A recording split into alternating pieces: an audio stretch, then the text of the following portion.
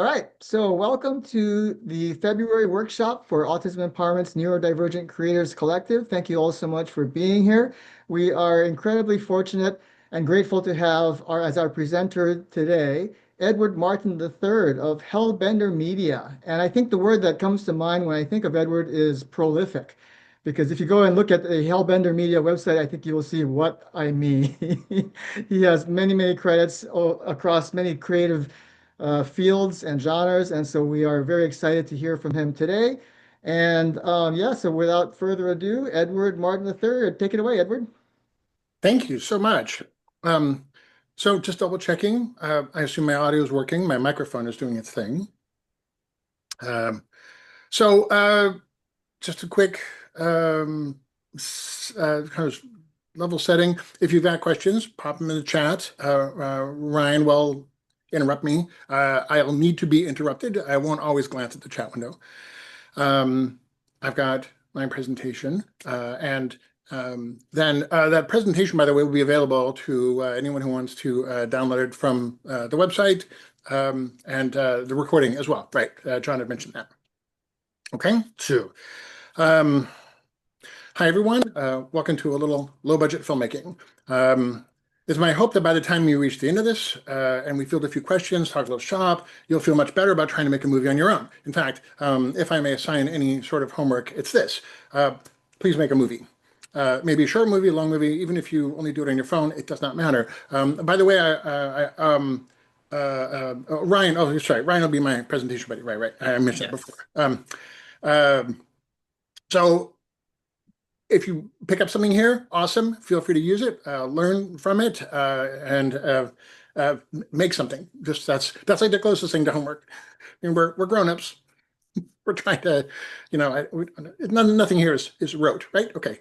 Oh, don't worry about any movie you make being fancy. I'm focus here on low budget stuff. I want you to complete it because I want you to have that practice, that win of finishing a movie. Okay. So first is me. My name is Edward. I'm a writer and a filmmaker. I've been making movies since around 1999. My first feature film premiered in 2003. My latest in 2021. Short films are a lot easier to make than features. You can experiment with short films. Oh, also a web series, kind of like a short film that's got a theme. You can try out new techniques and new tools on short films. That is a lot more commitment than on a feature film. I'm always going to encourage people to try short films.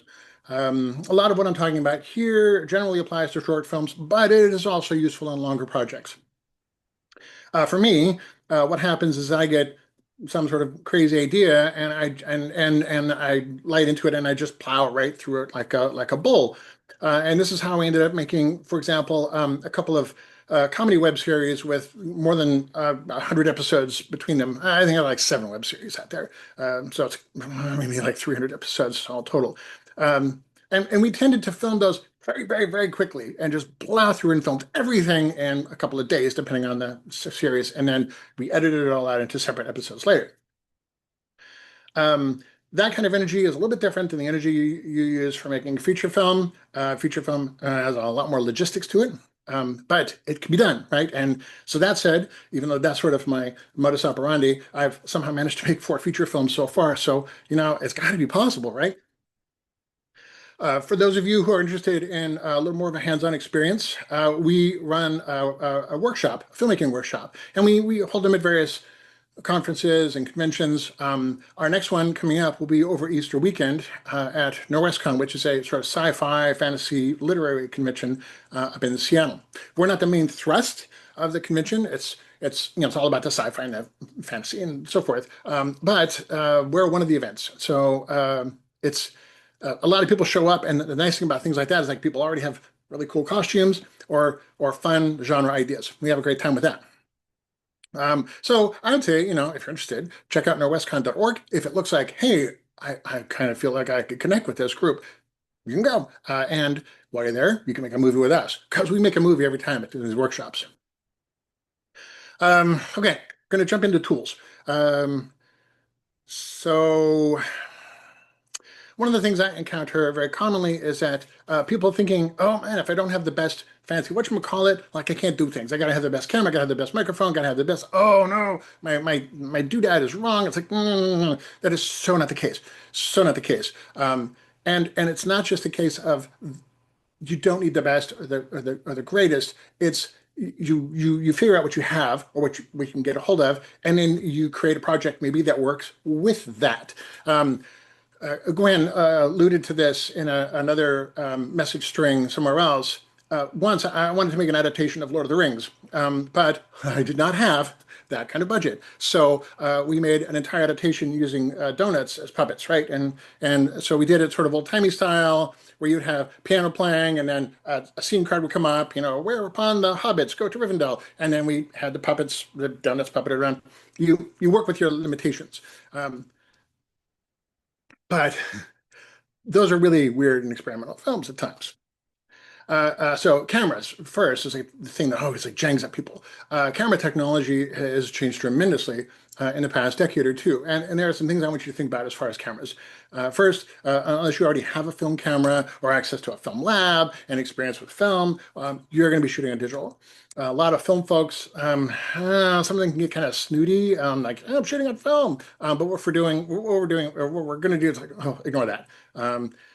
Your camera should have some sort of connector that lets you connect to an external microphone.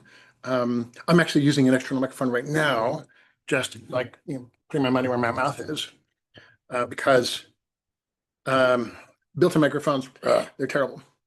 And you should use headphones and a headphone jack on your camera because you want to hear what the microphone is hearing. You don't want to hear what you're hearing. There's a difference. And it's good to know the difference. You'll hear it as a different thing, like, oh, is that what the microphone heard? And so that's that. Your camera should have some sort of removable media, such as like a chip or a card. If it's got a digital port like Firewire, I know I'm aging myself. Then that'll work also. One of the nice things about a chip is that you can swap it out. So while you're still filming, you swap out a chip, give it to somebody. They'll go to the laptop and start dumping the data, and you can continue filming with a fresh chip. You almost certainly do not have to buy a brand new camera. Please don't worry about spending like a ton of money. You can borrow one from a buddy, and that buddy might even rent it. You can rent if you wanted. If you wanted something fancy, you could rent from a media house. We have lots of them here in the Pacific Northwest, and those often show you how to operate it. You can always download PDFs of the manuals and so forth. Unsurprisingly, our cell phones have a tremendous amount of, oh, hang on. Hold this thought because my fuzzy little partner, I gotta close the door. She's gonna interfere. Come, go, go, go, go, go. Uh, those are always fun. Yes, love my cats, but my cats get very excited when they hear my voice. Cell phones are awesome, and you may find that a cell phone does a terrific job of getting what you need to do.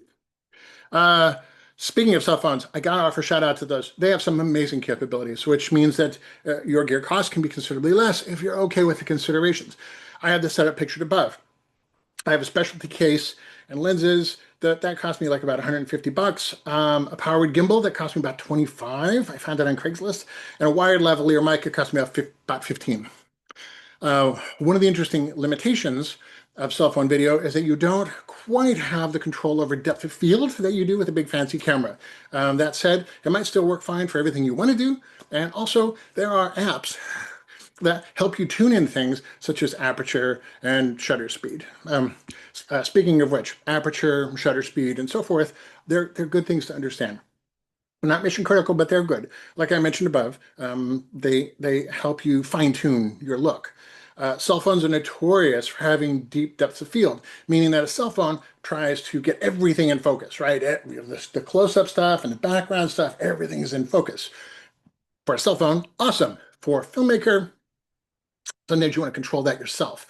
You might want to shoot a close-up of your character and you want the background to be blurred out. And that's adjusting your depth of field to be shallower. So this cheat sheet or other cheat sheets, like there's tons of cheat sheets like this online.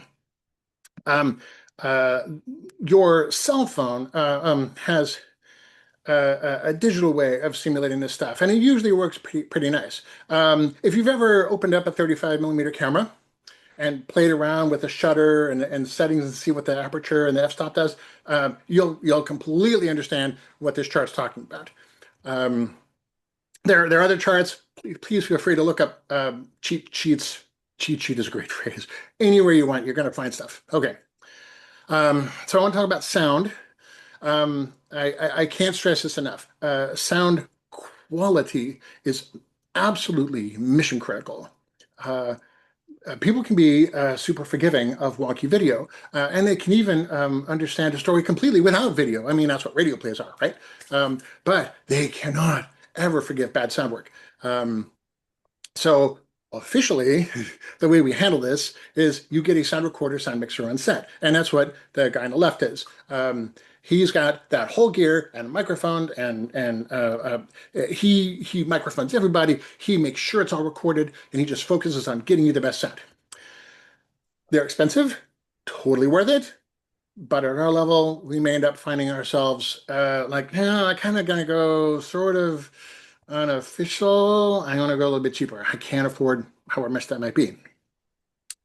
I do want to stress the fourth point, though. No matter what you're filming, please, please, please, always use an external microphone. The worst external microphone is still going to give you better sound than any built-in microphone, especially for filmmaking. You know, your phone is great if the microphone is right here and you're talking to somebody. But if I'm using my phone as an example, and I'm filming someone across the room, we know that's garbage sound, right? You might end up using that sound file in editing to help synchronize what your external microphones are recording, but that sound is garbage. You're never going to use it for a person to listen to. Yeah.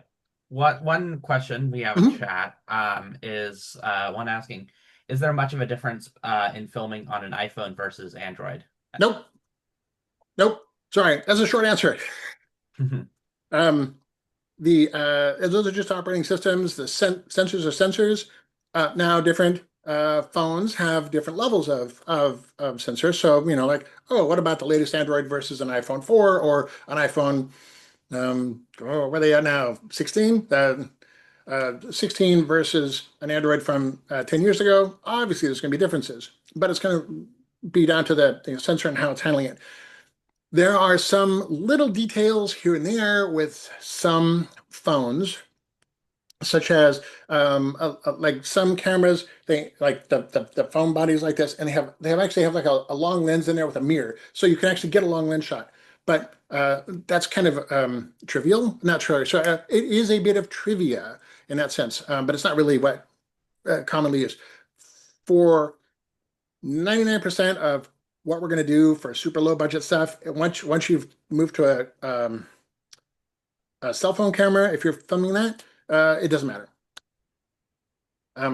So this image, this is the simplest way I know of to make sure that your sound is appropriate and that it's synchronized with your video. If your camera supports it, that's why I mentioned earlier, find a camera or phone that has a way to get the audio into it. Okay. There's usually on a camera, there's a mic in jack. And you just plug your microphone into that. I've sketched out for this, there's like a shotgun mic, which is it's about this long and they're on a long pole and you get them right on top of, you point them at the people. It has a very narrow range, but with that narrow range, you can pick up everything in that range. A lavalier mic is often, which you'll see in like YouTube videos or whatever, and they're just supposed to hang on your neck here or hang on your lapel. And I drew on the diagram physical lines connecting them to the camera, but often what happens is you'll get a radio mic. So the lavalier will attach here, and it'll go on a short cord to your belt, and on your belt is a transmitter, and the receiver is attached to the camera, right in there. So you turn on the receiver and the transmitter, and then whatever's coming in on the mic gets transmitted wirelessly. You use that if you're going to do like a long shot, like a long walk on the beach shot. And Most of the time when I walk on the beach side, you're not recording any sound because beaches are notoriously bad for sound. They're so noisy. But yeah, something in the woods or something distant, and you still want to get good intimate sound, so you want the microphone really close to them, but you need a long shot. You would use a radio. That said, this is the longest cord I've ever seen on a microphone. I swear, it's crazy. This is 6 meters long. So this is a wired microphone. They're often hidden on the actor behind a lapel. It can also be on the side the camera's not seeing. So for example, if I'm talking to someone having a conversation, that microphone could be right on my shoulder right here, but you would never see it because I'm talking to Joe Bob there. A long cord like that, you run it in your shirt, down along your round, pop it into the camera. This particular microphone has a hardwire plug at the end that goes into an iPhone. But if your mic and jack on your computer uses like a 3.5 millimeter plug, you can hunt down the same type of microphone, but just with a different plug or get a little adapter or whatever. I often use this microphone and my iPhone to record additional sound if I'm filming with my bigger camera. So that's not an uncommon thing for someone to do, especially if it's going to be a little complicated, or you might have something that's really loud versus something that's really quiet, like a quiet conversation, and there's door slammings. But if you're using your iPhone as your primary camera, and why not, then connecting to this, to something like this, like that does the trick for you. You are now connected to the camera, and all the audio that comes in is going to be synchronized to the video, and it's going to sound so much better than if you used the microphone inside the iPhone.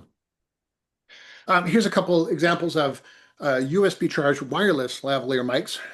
They run about like $100 each. I mean, it can vary. The transmitter stays on the actor. The microphone is attached to the transmitter. The receiver connects to the camera. Responses on these are pretty good. I've used them, and oh my gosh, they have a heck of a range. I once tested the range, and I had someone go all the way to the end of our block, and we live kind of out in the suburbs, and there's like little tiny person there, and I can hear them just fine. It was nuts. But if they turned around so that their body was blocking the transmitter, it fuzzed out. You're rarely going to shoot something like that, but these little wireless mics, like I'm amazed at what's showing up in the market now. The Saramonic mic is interesting to me because it allows me to set 2 microphones, so I can have a conversation between 2 people, and they're each mic'd, and we're getting it. So that one is pretty cool too. So you got 2 mics, 2 transmitters, and 1 receiver on the camera. The downside of that is that whatever they're saying is mixed before it's recorded, so you can't unmix it. So if one person's like, oh yeah, I really want to kind of quietly talk, and the other person's like, oh, I'm going to talk really loud, you can't unmix that. So that's why you want often to have 1 recorded channel per person. Your sound recorder, if you have a sound recorder on set, they're going to handle that for you. But if you're doing it on your own, just keep that in mind if you're using like one of these 2 mic solutions that, I may not be able to do that. And the solution, of course, if that's all you got hardware-wise, is you take one of the mics on your loud guy and you're like, hold on a second, buddy, and you move it further away from his mouth. It's always a him, right?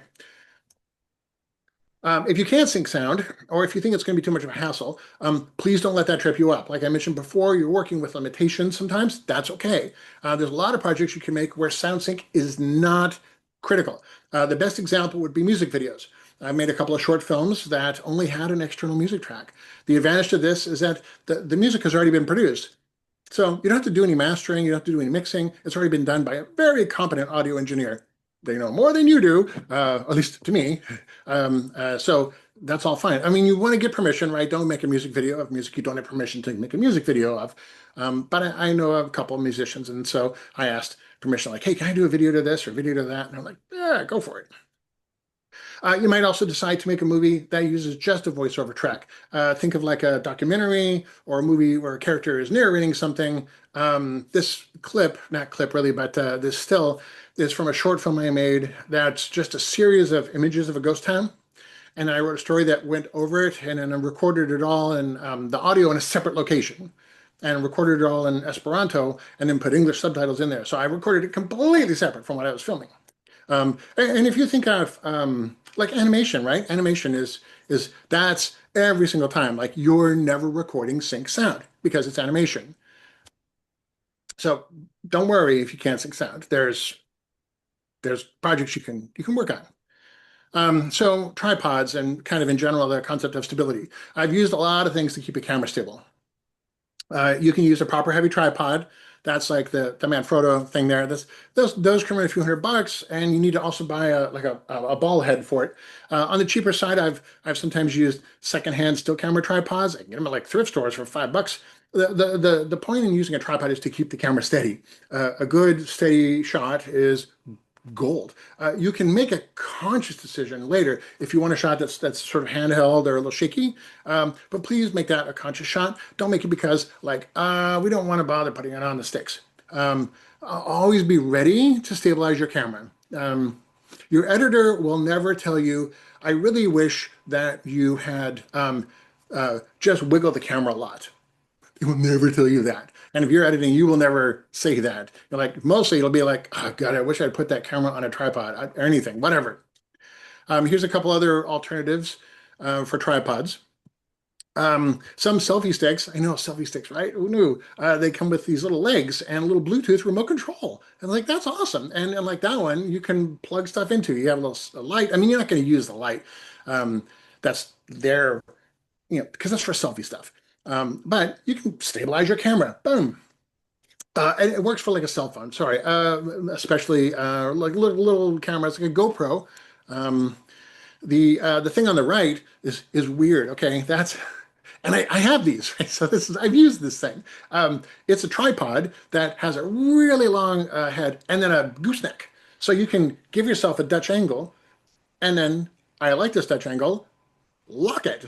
And you're still not using, an expensive, $500 tripod. But you're getting your weird Dutch angle shot. So for those of you who are thinking, what I really need to do is do a shot-for-shot remake of Battlefield Earth, this is your trick. Okay, I'll do it. The middle there is like a spring-loaded clip, and that'll hold on to cell phones of any sort and shape. Yes, we're lighting and cinematography. We are working on yeah, we're getting to lighting. Yes. Um, oh, sorry. Ryan answered it already. I'm sorry. Um, You're good. okay.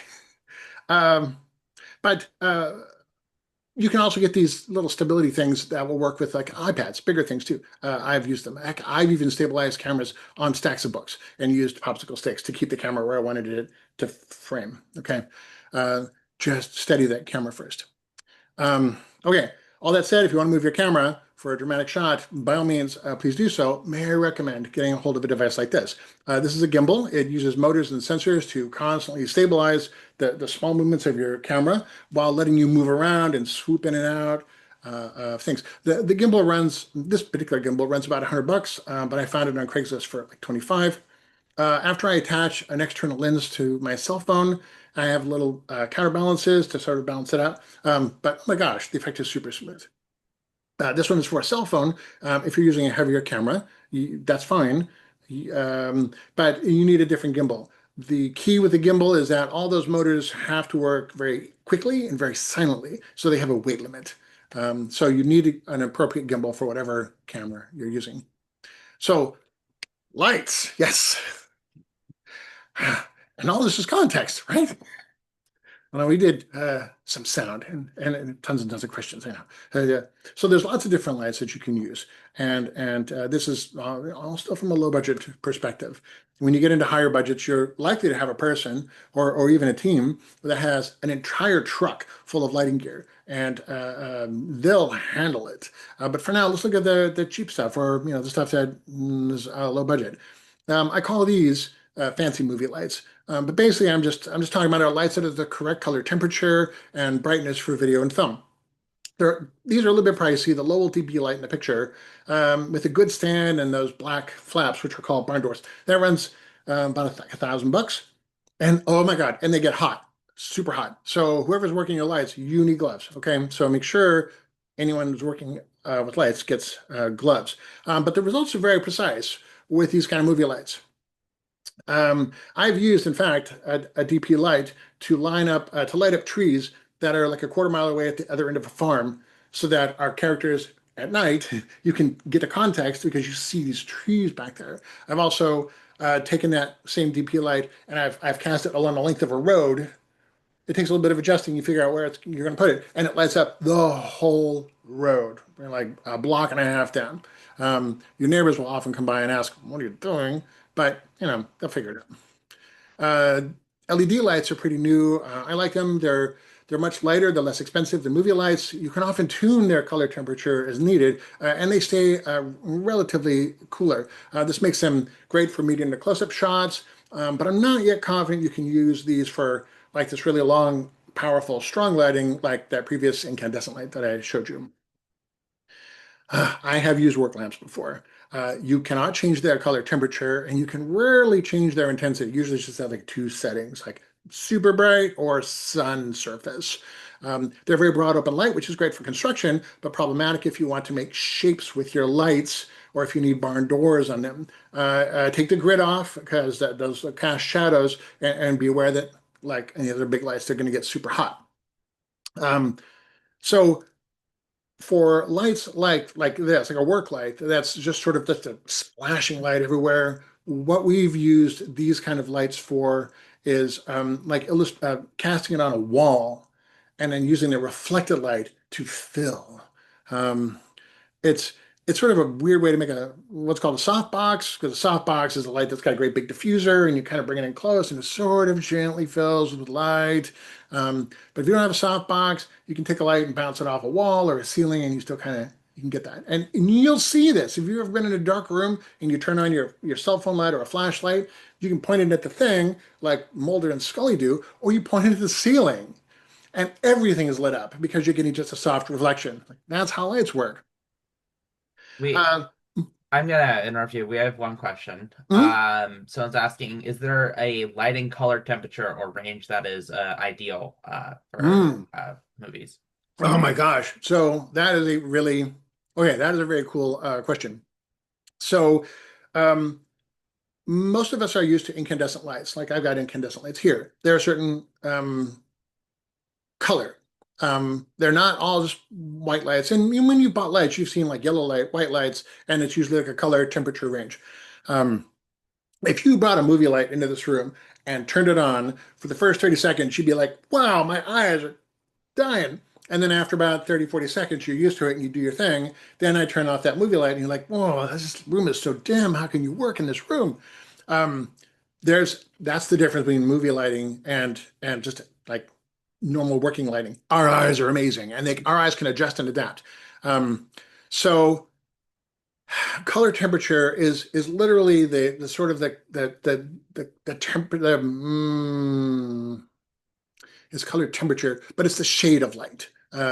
Whether it's like full sunlight or yellowish incandescent or fluorescent lights, which are kind of bluish green, or Christmas lights, which are all kinds of colors. So when making a movie, what I'm always going to encourage is pick a color temperature setting that you like, and adjust your lights that you're using accordingly. For lights that you can adjust, that's probably going to be the temperature that you'll pick. If you don't like that, say you're making a 1990s hacker movie, and so you want everything to have sort of a green cast to it, then you can trick. And so what you do is you get a white card of any kind, piece of white, and you white balance against that card. But if you got like a slightly, I may be misremembering this color, slightly blue card, and you white balance against that, that's telling your camera, this is white. So your camera adjusts its colors accordingly. And as long as, even if you change lights, like if I'm going to go outside and I'm going to go into this room, or I'm going to go to the other room where I have work lamps, you move to a different location, you're working with different lights, color balance again, or white balance always under those lights, and it'll all look the same, mostly. Um, Ideal color temperature is what enhances your story. So from the beginning, you're like, full spectrum, and that can, I don't have the values right in my head, but just pick a range and balance to that one. But as you want to try different things, I mean, a very common one also is a lot of times when people are shooting stuff that's supposed to be taking place in the Middle East, they'll add a little cast to it that's like, oh, it's going to look a little dusty. And so everything's like a little yellowish. That's a very colorful place. So it's not yellow, but that's part of the language of film where we're like, oh, now we're in a desert. Oh, now we're at the ocean. Oh, this is color.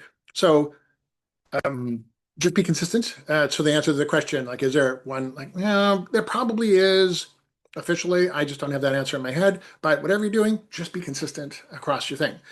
You'll notice with some projects, they'll move the camera from inside some scene inside a house to outside, or vice versa. Going outside, we're going inside the house, and it's all a continuous take. That's always really cool to me because I know they're going from outside, which is the biggest key light you would ever imagine out there, to inside, which is usually like little incandescent lights like this. And so either that camera, because cameras are dumb, our eyes are smart, cameras are dumb. So when you bring that camera in, it's going to look super dim. Or you go from inside where it's all nicely lit and you walk outside, psh, blows out. So when someone manages to do that, the cinematographer and the director are all working together to make it look good. And I'm always super impressed when they can pull that off. I've also used things like diving lights, so flashlights. Those are meant for deep penetration, and they're very bright, often LEDs. So I've used those sometimes to achieve effects or spots, things like that, when I didn't have enough lights to do what I wanted to do. Photo floods, I bought a set of these for like $100 a few years back. My cinematographer keeps telling me it's a waste of money. You're never going to use them. I use them all the time. But they don't have a lot of penetration, so they don't go deep.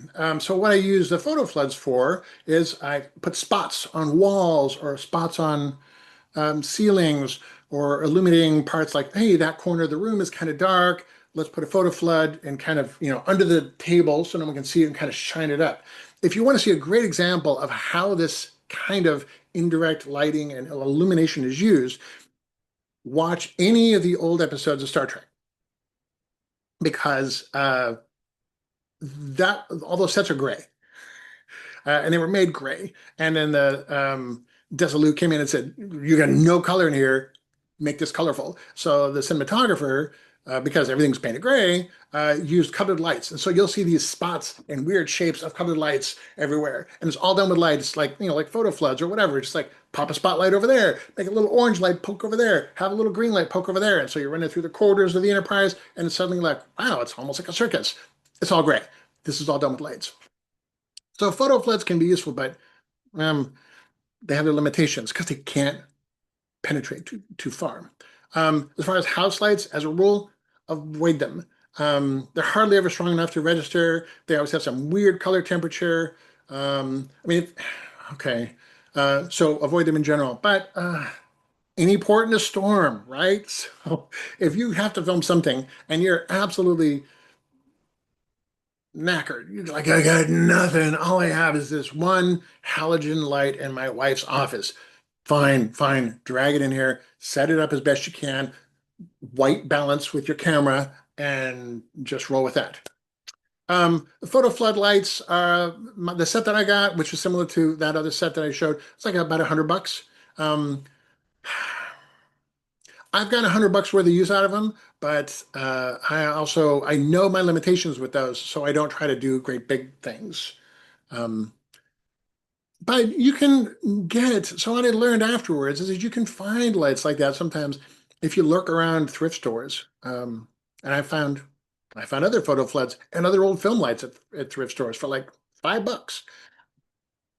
Old photo lights, old film lights, like 8mm film lights that are meant to go on the 8mm cameras. If you find those at a thrift store, those are awesome, but be warned, they're going to get hot. And you may not be able to find bulbs for them, but they will burn the skin off of anybody. I mean, seriously, second degree, possibly third degree burns. Wear gloves. All right, and then weird lights. Weird lights are always fabulous. Again, sort of any port in a storm, but hey, it's a big world, and there's all kinds of weird lights out there. And if you see something that inspires you, then explore it. Remember that the purpose for lights is not to like make it look realistic or illuminate. It's to add depth and texture and interest. It's to make whatever you're filming feel more real to the viewer, which isn't necessarily the same as be more real. So something like this would take me like a fancy post-production effect that would drive me nuts. But if I can get it in the lighting, I will do that in the lighting because all the shadows and everything moves around on the person and looks really awesome. Gloves, I'd recommend like leather gloves, hot leather gloves. Leather gloves might be a little too much, but like work gloves, like leather work gloves. A little bit about basic 3-point lighting. This is like the basic setup for imaging, 3-point lighting. The key light is a primary light. Usually that's on your it shows us the most important thing, whatever that may be. So in the case of a person, that's like in this little illustration, the key light is off their right shoulder. So off their right shoulder. And that's what's illuminating them. Okay. And as you probably know from playing with flashlights, if there's a single source of light, it's everything else that's not being illuminated is in deep shadow. So you have what's called a fill light, and the fill light there shows it a little bit lighter green. That is supposed to just put a little light into those shadows, showing a little more of the subject. And then as a final touch, you'll use what's called a hair light or a rim light or a backlight. And those often are kind of illuminating the back of the person's head or the back of their body. It outlines the person better. Like my hair is all tied back, so this is what you get. But someone who has like big puffy hair, awesome. I mean, your hair person has gone to a great extent to give your actor fantastic hair, so illuminate it a little bit. But it adds dimension to them as well. It kind of pulls them away from the background, and you want that. It is not always necessary to adhere to 3-point lighting, but I encourage you to start there. It's sort of like understanding the alphabet before you start putting together words, and then start understanding words before you put together the crazy words. And then eventually you'll end up writing a Lewis Carroll poem, but you got to start from the beginning. So this cheat sheet is for lighting, and there's oh God, I love this cheat card though. I mean, if you don't, and that's totally okay. There are tons of other cheat cards online. You just find one that works for you. This is 24 different ways of lighting the same subject, and it includes these little diagrams. I'm like, oh, you want to get a lighting like this? Here's a little diagram on how to set the lights. So that's just amazing to me. I love that. Even with a small number of lights, you can see that there's a ton of different ways that you can create texture and depth for your subject. The one in the lower right corner, I actually used that for a project. I kind of wish I'd thought to grab a screenshot of it, where I didn't use any white lights at all. I used orange light. I put like a cellophane over orange, and then I used blue for another thing, and I would move them around, and I used like 2 keys to kind of get this sort of weird comic book effect. It worked out all right. But yes, so how might that look in practice, you ask? Look at this guy. Look at this guy. This is a little stuffed animal I got. For those of you in the know, this is a Magato. A Magato is from Star Trek. Okay, so and I use a stuffed animal because I don't want to be precious about it. I kind of stressed earlier about don't panic if you don't have the best and the greatest of things. And likewise, don't panic if you don't have a person you can try your lighting on. Actually, when I first started thinking about this, I thought about getting a potato and carving a potato with a little face real quick and showing that. But I was informed that potatoes get nasty, so I stuck with a stuffed animal. But all right, so experiment on your own. Use your own stuffed animal, and use a very simple light. So in this case, what I did, I didn't even use a separate light. I moved him around. I had this actually, I used the light right above me, and I moved him around to get the lighting effect I wanted and took a picture, and then I reoriented the picture so they all look kind of the same. But, we have the key light on the right side of the face, which is sort of a traditional, place for that key light, right? Just like in the example. This is the key light under the face. We all know that, right? When you're at a campfire and you're telling scary stories, you light up underneath and it looks really scary because your shadows go up like this, and you're like, oh, yeah, I'm a devil telling you a story. When you've got no key light, I mean, a very simple key light, more like, no key light, a little bit of fill, but your hair light is showing, that makes it very intimate, like brings it right into your face. Like, oh my God, because it's very intimidating. All the same stuffed animal, obviously. But practice, play with lights, flashlights, cell phone lights, anything, grab a stuffy or whatever you want to do. If you want to carve a face in an apple, go for it. Apple fuses are the best. Okay, so some special tricks. Go hit up an art supply store, get yourself a bunch of colored cellophane. Super cheap. Like a whole sheet of this, a bunch of this stuff is like $5 or $6, give or take. If your lights aren't too hot, you can place a cellophane over a light, like if you're using a flashlight or some small lights. On my photo floods, which don't get very hot, but I'm shining them at the wall, I'll put just cellophane over them. And that lets you generate kind of color effects, and you can even do things where they sort of overlap, or you can use that to create an illusion of depth. So say you have like 4 or 5 or 6 whatever floodlights, and we did this once for we had a quarter, really long quarter, and we just put photo floods like all down the corridor shining up, and so it made the corridor look even longer. But you can like put gradations of cellophane on it too to have it go into a distant color, whatever. If your light is very hot, please don't use just commercial cellophane. Ask not like a Michaels or something, but find like a rental house for video and ask them what kind of cellophane should I use for these lights, which are really hot. Some cellophanes are great for super hot lights. They won't melt. Other cellophanes will just melt like butter.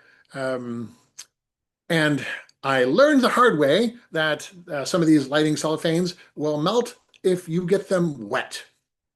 I did not expect that. And we were like storing our stuff and it started to rain. We weren't worrying about it. We had all of our cells rolled up in a tube and they ruined them all. We ruined them all. I had like one guy on set, like, what happened? It's like, I don't know. It's like, no, you need to cover these. So, I screw up too.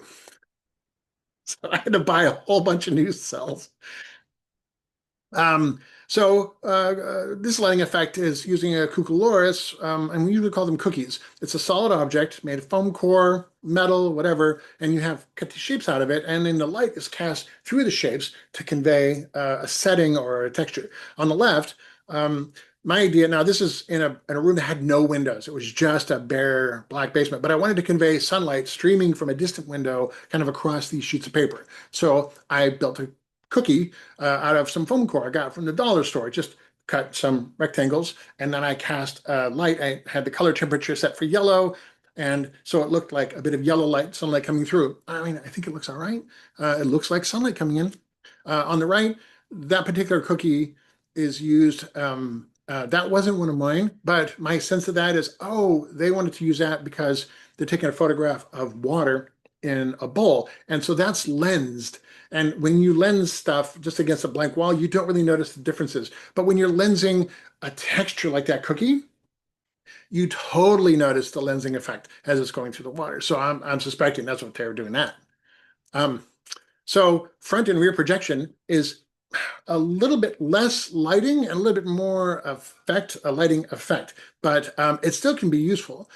So rear projection is, so let's say you got a background and your background is like a screen. And I want to say a screen because it's got to be a little translucent in both directions. Like a sheet. A sheet. Yes, that's right. White sheets. So a rear projection is when you set up a projector or some physical thing like a light with a cookie on it, but instead of casting it on your subject, you project the imagery on the background. And a rear projection, so in this picture here, we used it to kind of give a creepy vibe to an interview that we were doing. Um, Rear projection is where the projector is behind the screen and pointing at the screen. And then front projection is where the projector is somewhere up here. You can't see it, obviously, but it's like by your feet or something like that, or above the camera frame, and it's pointing at the screen. So the most common rear projection I'm sure you've seen are these older movies where people are driving around in cars and they're just like, oh yeah, hey, this is great, blah blah blah, and they're driving around in the cars and you see stuff zooming by the sides and you see stuff in the background going further and further away. That's all rear projection. They have screens, they're just projecting the stuff on the screens. I have also filmed actual cars where we're doing stuff. Oh my God, it's a nightmare. Use screens if you can. Um, don't get too hung up on whether it's front screen or front or rear screen. If you're talking to your crew and like, how are we going to do that? You're just like, we're gonna do projection on that. And they're like, okay, we'll figure out where to put the projector that makes the most sense. Here's a shot that we did for a science project, and it had a few things going on. So this is kind of how it all can come together. So first, our actor has a key light off his left, right? Sorry, off his right. It's always the key light on the right. Second, he has a blue hair light, and that's um, what's making his hair kind of here sort of light up a little bit blue. And because he had enough bit of a poofy hair, we want to get a little poofy hair going on. We used a toy, like a little kid's toy for bedrooms that has like a little star field, and it just sort of constantly gives a little star field effect. And it's supposed to be, oh, this is really great, and your kids love it, and maybe they go to sleep finally. But we just use that to project it. Behind him is a white wall, a completely white wall. So then we projected this moving star field. So during his whole monologue, there's this star field kind of constantly rotating. Then we used an office video projector, like from our office. We brought a video projector in to project the moon on the opposite end, on the other side of the wall. So that's a steady one. And so that was just sitting there. But that we had a second projector for that. And then in post-production, we added this little eagle rotating, orbiting around the moon and landing and taking off and stuff like that. So this is how like a lot of the different kind of lighting elements can all come together to make an image that looks the way you want, that sells it the way you want. Gosh, there's so much more to talk about lighting that we totally can do this too. But for now, we're just going to jump to planning, which, oh my gosh, planning is like witchcraft. Okay, it's going to save your bacon. Except for very, very trivial productions, it is absolutely true that the better you plan, the more likely you are to succeed. Everything up to the first day on set that's planned is, think of it as filling up your gas tank. So the more you can plan, the more gas you have, the more fuel you have. Once you start filming, now you're using that gas. So the more planning you do, the better, the more gas you have. Gas lets you do what you want to do. Gas lets you pivot, adapt, and modify if things get funky and weird. Gas lets you stay calm and collected and of good cheer. You run all this stuff, so plan. I've never, ever, ever encountered anyone saying, oh my God, we planned too much. They never do. So I'm including some things in this section that also could be considered, there's like pre-production, but also development, and we're going to see if it kind of makes sense.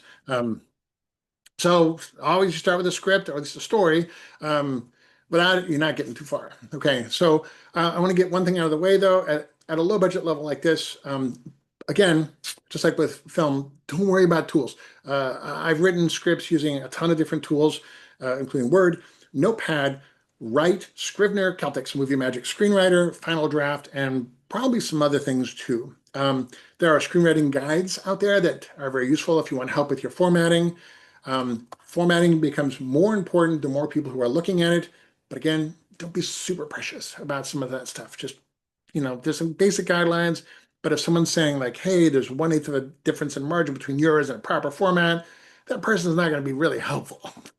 They're just being nitpicky. Run your script by your main crew. Your AD, so your assistant director, your DP, which is also your director of photography, which is also your cinematographer. That's the person who's running your main camera. And I know that there's like subtle differences between DP and cinematographer. I'm like, I don't know those yet. But I'm sure my cinematographer would yell at me about it. He was like, no, no, no. But you meet with them and you walk through each of these scenes. You want to kind of all be on the same path. You meet with your cast. You do read-throughs for your script. Everybody gets a copy of the script and with their parts highlighted, and you all read through the script from top to bottom. You make sure it sounds good to your ears, that the actors are nailing the parts, that everyone still feels good with it. The read-throughs are where you find a whole lot of things. As a rule of thumb, from the writing perspective, if we're doing a read-through and an actor or me stumbles while reading something, I'll circle it right away. It may not matter. They may like, oh, no, I just had to stop for, I got something in my teeth or whatever, but I'll keep going. But anything that anywhere you stumble, that's the thing that the writer needs to take a look at. Maybe it doesn't flow right. Maybe it doesn't feel right to that character. Your actor also brings themselves in there too. So you might have a character who is like a crazy Southern Louisiana nut job named Gator. I just watched a movie with this guy, with a guy like that. But your actor kind of would rather go a whole lot more like magical Cajun on it. Um, and you make that decision like, okay, that actually works out. That's going to be modifying your script as you go. So there's a reason I mention this because at a certain point, scripts are called locked. And I definitely want to make sure that the quotation marks are obvious here because even a locked script is often tweaked with and filled. Uh, Flexibility, very powerful. Okay, so pre-visualization, storyboards. Storyboards are important. As you can see, I am no Rembrandt, okay? So these are very quick and dirty because we were trying to do like some special effects and some other things. So you got like, if you're filming a spy conversation in a French cafe, it's easy to film because everybody knows 3-shot layout. Other things, more complicated things like effects, especially, can be a challenge. Storyboard helps the director share how they want to see the scene. So storyboard is generally what the camera sees. Again, don't get hung up on the artistic quality. But I want you to look at the last page in particular. That last page is not a storyboard, it's a shot list. So you work out the storyboard. The storyboard is kind of in the order that we're going to see the movie and kind of filming back and forth. And sometimes when I'm doing a storyboard, I'll say like, I'll just draw a rectangle and say this shot because I'm going back and forth between a couple shots, like say this conversation. When you're done, you make a shot list, and a shot list is it's this which storyboard is going to be shot in which order. Your shot list is one of the most magical pieces of planning that you'll ever know. A shot list is how you keep from wasting time on setups or moving gear or keeping actors too long, because a shot list, when you build it right, takes in consideration, okay, we got this complicated setup of lights and camera and everything. We're going to film everything like this. Then we're going to move. Because if you keep moving back and forth, you waste a ton of time. I'll tell you something about shot list. If the production is small enough and the director and the DP understand your default layouts well enough, a movie can be made using only a shot list. As long as the scenes are numbered and they're numbered on the slate so that you know what we'll be shooting. But that's an unusual situation. Encourage storyboards, please use them, and make a shot list. A shot list will save your bacon. It'll keep you moving on set. And in addition to storyboards and a shot list, there is another piece of planning that you can do that will save yourself a big headache, and that's layouts. A layout is a rough plan of the location, including the location of cameras and shooting angles. This becomes important for things like, you'll hear this a lot of times on set, like, where's the line? We can't cross the line. We're crossing the line. You can't cross the line. The layout, like this kind of layout, this is not one of mine, but I really liked it because it looks a lot like my layouts. You can ask the crew to do a setup, like setup A, do setup B, and they have it on there. They know what the layout is. So boom, saves you get all the pieces in right place at the right time. Layout helps you keep track of, keeps track of the line. It helps you remember which part of the set will be on screen and which part won't be. It helps you know where you can lay track if you're setting up a dolly. Oh, yes. 3-shot layout. Yes, in just a second. Okay. Uh, uh, I can't overemphasize how important layouts are. If you have your storyboards in order, a good layout will save you hours a day. It's not even like it adds up over time. I mean, it will literally save you hours if you have your storyboards in order, your shot list in order, and layouts for the non-trivial shots. You will fly through production. I almost guarantee you're gonna have a great shoot. All right, so sort of a 3-shot layout. I think if I can do a quick diagram. I can't see myself, so I'm going to have to do a quick super sketch. We have a table, and there's a person, and they're sitting at the, this is a person sitting at the table. I don't know if you can, you can't really see that very well. Sorry. Yeah, there it is. So a round table, and there's a person sitting at the table, right? Okay, we're going to have another person sitting at the table there, and am I getting that right? Yeah, a little bit better. And they're talking. So in normal conversation, does it look better that way? It looks a little better that way. Trying to block out the sun. Okay, that's a little better. A normal conversation, we sit across from each other at the table, but in film, you're cheating. You have to cheat where the positions are. So now I'm going to draw you the line. Let's see. No, not a yellow highlighter on yellow paper. What am I thinking? Okay, so we're just going to draw a line like, let's say for there. Okay, so now I've drawn a line kind of across. Oh my gosh, I don't know if this is. So you see that long straight line? That long straight line is the line. The line is a geographic construct. Um, all cameras go on one side of the line, all actors on the other side of the line, and you don't cross it. So you never put a camera on the other side of the line, you never put a person on this side of the line. It's sort of a leftover concept from plays. On a play, you're the audience, there's the play. The edge of the stage is the line. If someone from the plays walks behind you, it's disconcerting and it's freaking you out. Like, where are they? And likewise, the audience stays off the stage. So in a movie, the line is everywhere on the side. You can put cameras anywhere you want. Okay, so the first camera that we are going to put down is called the master shot. And so I'll put that right there. Let's see if we get that in there. So this camera is, oh, let me show you what it's going to frame. Do do do do do do do do do do do. That's a common sound effect when I'm working. Sorry. So this camera, as you can maybe see, oh my gosh, I'm so sorry. I wasn't prepared for a diagram. So this camera is kind of doing a wide angle showing both characters. Now we're going to put two more cameras.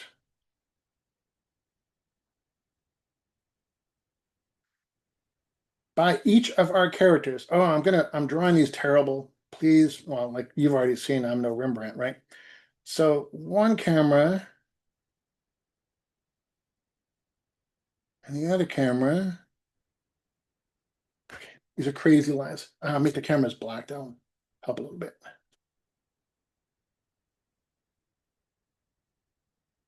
You did this on purpose, didn't you, Gwen? Okay, so this is when it gets a little confusing. Yes, a layout is essentially a bird's eye view of the map to place cameras, lights, etc. on locations. Thank you, Mike. That's really great. So in this case, this camera, I'm doing this all by mirrors, so forgive me. This camera is the master shot. It's what's called the master shot. It's taking in both of our actors and anything that's behind them, moving figures or background people taking coffee, whatever. This camera is focused on this actor here, but is getting this actor's shoulder. This camera is focused on this actor and is getting this actor's shoulder. This is your basic three camera setup for a conversation. Even if you were just having a conversation of any kind and you set this up, it'd work fine. This line I kind of drew here, as long as no camera goes past that line, you're okay. And it won't look weird. And I say it won't look weird. Crossing the line, some filmmaking has vocabulary, it has grammar, it has ways of doing things. They're not arbitrary. They matter and they mean things. And our brains interpret this stuff differently. So if you think about plays, and I'm really going kind of off script here, sorry. You think about plays, they all happen at the same distance from you. You're in the audience, they happen a certain distance. When a movie lets you get in and get involved, move around, be a part of that situation, kind of. So with a play, the line is locked in stone. It's the edge of the stage. In a movie, the line can move. The line can't teleport. You can't suddenly put a camera somewhere weird, but you can like move things around as long as you show the movement. Show the shoulder of the up. Yes, thank you, Ryan. Thank you. That's a good example too. Oh, I wish I'd thought to draw that. If I had a diagram already, that would have made a little more sense, and probably could look one up. But so layouts is sort of the bird's eye view, and if you have your layouts numbered or lettered, like this is layout A, this is layout B, and your crew knows it, you can save a lot of time if you have good layouts, storyboards, and a shot list.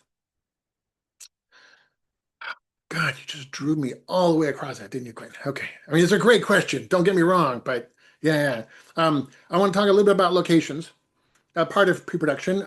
You walk through each location with your main crew, have each person who's on your main crew assess the location to make sure that they can meet their needs. So your producer is looking for things, your director is looking for things, your cinematographer is looking for things, your lighting people, the effects people are looking for like where can I hide a camera, or where can I make sure I get a good can pull a good clean like an effects key. That background is really problematic, but that background would be awesome. So all of you as a group ideally walk through your location and make sure you're all seeing the same thing. It also helps you when you do your layouts, because now you've seen it. You can walk through and you get a sense of like, oh no, this building is shaped like an octagon. So we're going to have our characters here and we're going to put the camera here. So then the line will be more of a curve, but we'll be able to pivot around and we can see everything that they're seeing over their shoulders out through the windows. Um, Please always, you're going to do this, right? Always meet with the owners of the location. Initially, you've met with them, you talk it over, like, hey, I want to film a movie here. And usually they're like, sounds great. Meet with them when you're doing the walkthroughs, because you never know when someone might say, oh, as long as we can knock a hole through that wall, we should be able to run a line through it. Don't do that. Uh, I've only been in one situation where we were told you can knock holes in the walls if you want to, and it was they were demoing the building. So we got it for free. No, we didn't. We didn't quite for free. We bought them beer, and they let us film in this huge building. So like, we're demolishing it. It's gonna be gone in a week. We don't give a crap. Um, but it was also dangerous because it was being demolished. Um, but other than situations like that, please treat the location as if it's your own house. Keep it tidy, clean it thoroughly after you're done. And one thing I've sometimes thought I should add to my budget is hire a cleaning person, like a cleaning crew, to come in after you're all done and just extra clean it. We've gotten locations that were difficult because someone on our crew or one of our extras saw how well we took care of another location and said, I'm willing to let you use this one now. So be a good camper. Cast, much bigger topic, but here we are. There's so much that can help with the cast, and I'll try to keep it really short. Give everyone time to learn their lines. Please do rehearsals, at least one. A few more is even better to kind of tune the energy and make sure the responses and the repartee is really cool. If there are costumes, make sure that everyone knows which costume is appropriate for which shooting day. There's a reason why on Gilligan's Island, everybody wore the same outfit every day, no matter what, except in Ginger, right? Or Ginger and Lovey, right? Wore different costumes every day. But Gillian never had to, Bob Denver never had to change out to a different costume. He had the same thing. And again, with Star Trek, the Enterprise crew always wore the same stuff. Although now I'm thinking about it, William Shatner kept changing his shirt because they didn't like the green, so they tried a different green and it sort of looked a little bit yellow. And they're like, oh, we're going to do more green. We really want him green because we have green and we have red and we have blue. So his costume transformed even just over those few seasons. And usually, if you have a low budget or medium budget, you've got someone who's in charge of the costumes, and that's great. Make sure that they know. In this case, we were filming a wedding, and so we just told everyone show up as if you're coming to a wedding. And one guy said, I have like an officiant's thing. Should I wear that? Like, yes, you should. And so that's how that became the case. Um, so usually there's a person on set who's responsible for making sure that the cast gets into their right places, like makeup and costuming. That's the second AD. So be sure that the second AD knows. On a smaller project, the AD, the assistant director, is the person who does that. And on an even smaller project, you're doing it all. So enjoy that freedom. You're going to have a great time. But it's very satisfying at the end after you sleep for 12 hours.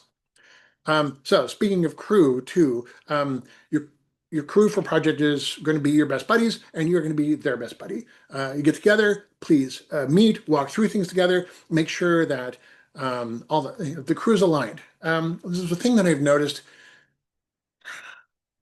The sets where I've been on where things felt the hardest are where the director, the cinematographer, and the producer, and maybe the first AD all seem to have slightly different ideas of what they were doing. I mean, and I feel like I'm watching mom and dad argue, but when they all are kind of aligned, and if you're one of them, taking that time to like, just to make sure we're in alignment, So even if there's a conflict or discussion, someone might say, "Oh no, we were going to do that later. We're going to do this one now with a kind of do over the shoulder shot." And if you hear the other person go, "Oh, that's right. Okay, right, I'm on it." Just being a part of that that conflict resolution like that keeps everyone on set. Okay, these guys know what we're doing. We're in good hands. Um, so that's why I say meet with your main crew and walk through everything. Just make sure we all are like kind of in alignment what we're going to do. Um, Also, in case things are going a little off the rails here and there, you've got people who are a part of sort of that team that say that four people. Three of them will be able to say, "Oh, hold on. Were we going to do that, or are we going to do this first?"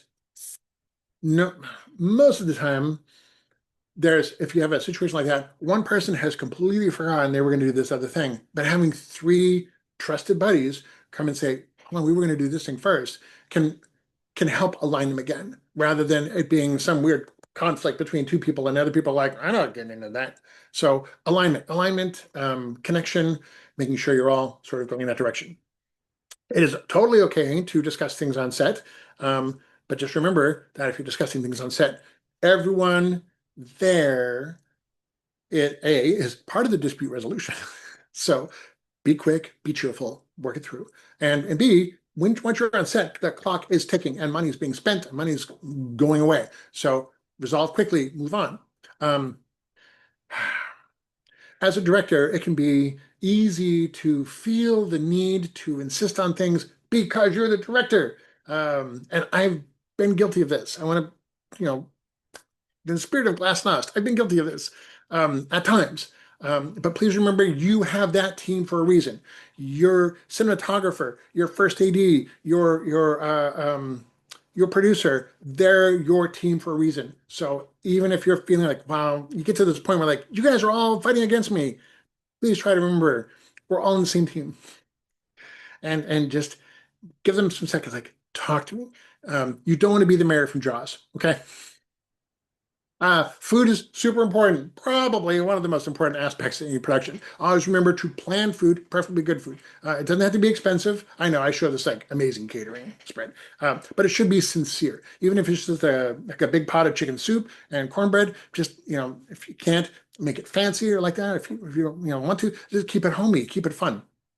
My advice, worth every penny, is everyone eats together. Cast, crew, like, when you take your meal breaks, everyone sits down and eats. I've seen productions where they're big, for whatever reason, that they do this, where like the cast gets their own time and place, and then the crew gets their own time and place, and then like the extras and stuff get their own time and place, and no one's allowed to interact with each other.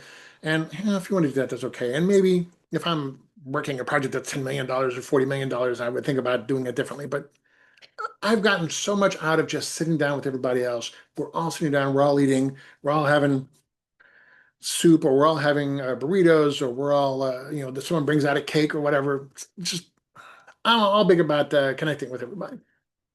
All right. So on a more practical side, scheduling. We used Excel. So for our first really complicated movie, we did it in Excel because I know Excel inside and out. You can use whatever tool makes sense for you. I've worked with a couple other tools. I've worked with Celtics. I've worked with Gorilla Scheduler. They all do the same basic thing, though. They keep track of a list of assets for a movie. Asset might be a prop or a location or actor or an effect. Like we're going to always have flame effect whenever Jim Bob is on screen. They keep a list of assets from the movie and they associate those assets with locations, shoot days, and so forth. So it's a big cross-referencing. We didn't know about that. So when we did our first complicated movie, we just did it in Excel because that's what we knew. But the better you plan, the better you plan. Remember, you're putting gas in your tank. So plan, because you want to get all that done before you move on to filming. There's so many things that can go into making your actual production days work well. But to be honest, the most effective and the most creative production days are the days that have been well planned. Okay, so this headline is still, I mean, we tell each other this sometimes before, like, hey, we're going to plan the shoot, we're going to shoot the plan, right? So just get the shot. By the time you're this far, you've done a ton of planning, and that's good because your planning is going to be challenged every single minute you're on set. And not by person, but like there's things, right? The best plan hits reality and figure it out. So coordinate between the director, the first AD, the cinematographer, the producer. Make sure you know what you're filming on which day, what order. Keep your shot list handy. I say, like holding up my hand. I've been on production sometime where my shot list is a bunch of index cards and they're in my hand. And well, often if I have an assistant or someone who's like, I want to intern, like you're going to intern with Edward because you must make sure Edward never lets go of that little stack of paper. Um, it, Working with my limitations. So just move through those shots as quickly as you reasonably can. Always thank your cast and crew. Um, and again, stay of good cheer. One of the first and most important things, oddly enough, it was one of the first things, and I learned it indirectly, um, was that's always stuck with me. The director is always the mood of the crew, the mood of the shoot. So if the director comes in and they're of good cheer and they're considerate and connecting with people, people will tend to go that way. And especially if your AD and your cinematographer and your producers are also kind of moving in that line. Everybody feels we're being taken care of. We're around people who know what they're doing, and we're working together because that's what we're doing, right? Movies is like a big giant collaborative project. If the director comes in and they've had a scrappy night and they're feeling grumpy and they're kind of snapping at people, everybody gets a little on edge and it becomes a problem. That was how I learned, oh, the director's mood becomes the film's mood. So bonus shots, super awesome. If you're filming, and if you've ever been on a set with us, you'll notice that we do this once in a while. We see like, oh, that's a really cool shot, a really cool angle. Hey, could you get that? And usually it's okay to grab those. I don't. I talked about planning and planning and planning, but don't get bound up by that. If you see something cool and it makes sense to do so, grab it. These are little gifts sent by fate. Just sometimes it might be a matter of asking your cinematographer, like, can you get that shot of those people in that little cluster over there? Or hey, our main actor is kind of waiting and he's sort of just looking like this, like really tired. Can you get that? And like I have one cinematographer is like, oh yeah, and he'll swing the camera around and you won't even notice and he'll get that shot. It's like, how did you nail that? Like, I've been doing this for 50 years. Um, just be deliberate, be conscious, because you've got clock, right? Or should anyway, speaking of which. A good production keeps an eye on the clock. It doesn't mean that you have to rush everybody, and it means just think really clearly. Plan when you're in advance and you're planning on like how long are we going to spend to do this, try to be realistic about how long you think it's going to take. A lot of times, someone will start a project and like, oh, we can film scenes 7, 9, 11, and 43 in one day. And then other people who've been around for a while, like, no, you can't. That's not going to happen. You could do scene 2 and 5, but you can't do scene 2 and 5 together because you're going to have a critical path moment. You're not going to be able to do that. But you got to be realistic. And sometimes this only comes from experience. Um, Shoots run late quite often. That's okay. But that's the price you pay for underestimating time or for going so long that you didn't get all your shots is that you just have to schedule a reshoot or a continuation of the scene. And if you're in a situation where you only have limited time at a location because you only get location for one day, that can become very complicated very quickly. So please plan carefully. Again, always back to the planning. Please plan carefully and keep an eye on that clock. Now, again, food, yes, shoestring budget. People are working for pennies or they're volunteering. Please offer good meals. Oh yeah, a thing I picked up while on set was if you're going to set out food or snacks or whatever, particularly snacks, make little things that you can just pop right in your mouth. Stick toothpicks in them or whatever. Because if you're running for a quick snack, making a plate with like liquid gooey stuff, it's problematic. It takes too long. And some people they're in makeup. So if they can just take a thing and pop it right down, boom, they haven't messed up their makeup. I mean, at least we hope, right? But yes, food. I'm always going to emphasize food. Food's great. Cleanup. Please don't skimp on cleanup. My suggestion, in fact, similar to the food, is where it's possible to do so, all do cleanup together as a team. Be methodical, be clean, be careful, pack your vehicles to be ready for the next shoot. Please don't just like shove stuff in there as fast as you can. All right, in some cases we've had to do that because the owner of the venue got fussy. We ran late, it was on us, but the owner of the venue basically said, okay, at whatever, midnight, you're gone. Okay, guys, we got to hurry. So then we are definitely rushing to get out of there. Um, but in general, my suggestion is just be methodical. Pack everything carefully. When you're done, do dummy checks. A dummy check is when a person walks through a location and they flag anything that even seems remotely out of place, or maybe this is ours. If they don't know that that belongs here, call it out. And so I'd suggest, like, especially for a bigger production, do 3 dummy checks, 3 different people in sequence, not at the same time.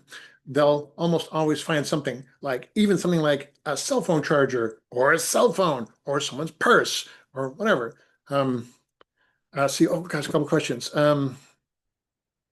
Bite-sized food is ideal on set. That is the case, especially for snacks.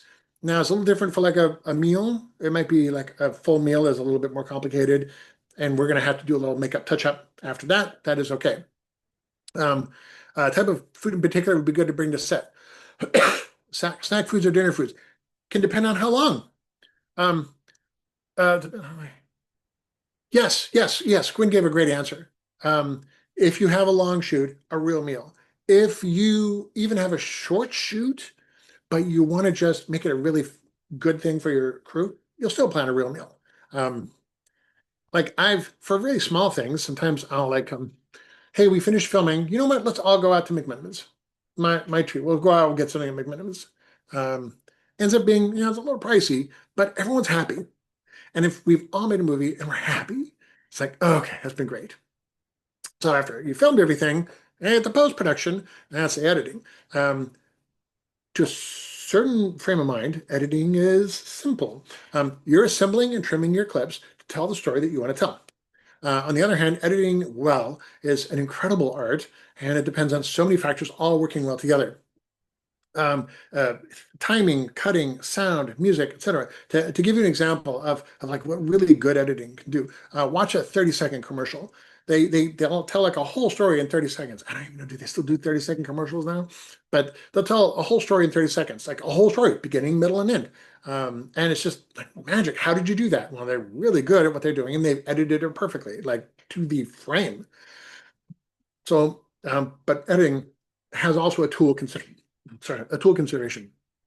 So it usually doesn't matter. It really doesn't matter what software you use. As long as it can do cuts, fades, and it allows you to bring in audio and music tracks, you'll probably be fine. Like 98% of what you're going to do is cuts, fades, and bring in audio.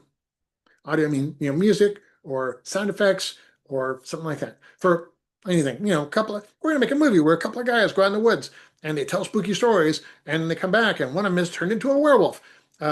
Honestly, that's almost super easy to do. And you're going to cut, you're going to fade, you're going to have some audio and some music, and you're done. You're going to have a werewolf effect. But so some editors I've used, and there's like a list of, I can just grab like the best editor software from 2025, but I've used things like Movie Maker, iMovie, Vegas, Premiere, Final Cut, Camtasia, Avid, whatever works for you. Even YouTube offers like a little video editor tool and lots of other tools that aren't even listed here. And so tons and tons of tools. I mean, I looked up video editing software last night when I was putting this slide together. And like, there's a ton. I didn't even recognize it. But try them. What the heck? And remember, you honestly, you don't need a lot of bells and whistles. Most editing tools are basically the same. They're placing clips on a timeline, and then you run the timeline. So what does like a simple timeline look like? So this is like an assembly cut. This is an example of an assembly cut. Assembly cut is just importing the footage and and I don't make it sound easy, right? It's easy. It's not that hard doing an assembly cut. Um, you're just setting the clips down in the order they're going to be. You're not trimming them. You're not cutting them. You just put them in order. You don't worry about any kind of precision trimming. If there's like 4 takes, you look at that clip like, oh, okay, take 2 was the best take, or maybe the director made a note. I like take 2. Ditch the rest. You'll cut that take out, but you're not going to go precision. You're just assembling the movie quick. We did a feature back in 2020, and we did the rough assembly, and the rough assembly came in at 3 hours. And my cinematographer was like, "This is crazy. It's like a 3 hour movie." Like, no, no, no, no, it's going to be 90 minutes when it's done. And I had a pretty good idea based on what I was seeing and how I was going to start cutting and trimming, and it did come out to about 90 minutes. When you're doing the rough assembly, the audio is going to sound not so great. But you have to pretend you're hearing music, pretend you're hearing sound effects. Because until those go in, it's going to feel wrong. Okay. But don't be discouraged. Um, a lot of people give up. Honestly, so many people. It's so dismaying to see this. A lot of people give up at this stage. They've shot a movie. They started the rough assembly, but it doesn't feel like the movie, and they get dismayed and they give up because they've lost sight of the final project. Without the finishing sound and music, you're not done. The whole project can seem like it seems dumb. It seems stupid. It's not working. Please don't be fooled by that. This is where you have to give yourself a little faith, and you're just going to have to jump through to get to that final cut where you start really nailing it down. So after you finish that assembly, that's when you do the final cut. This is where you trim everything up really nice and you're tight, but also you're setting the timing and you're setting the tone of the movie. Like I said, the final cut is definitely where you're engaging in the art. And it takes a little practice to get a handle on things. I encourage you to sign up for classes. You're just editing. Watch a ton of YouTube videos. Oh my God, welcome to 2026. There's thousands of YouTube videos on how to do anything. Um, there's so many tips and tricks out there. It boggles the mind.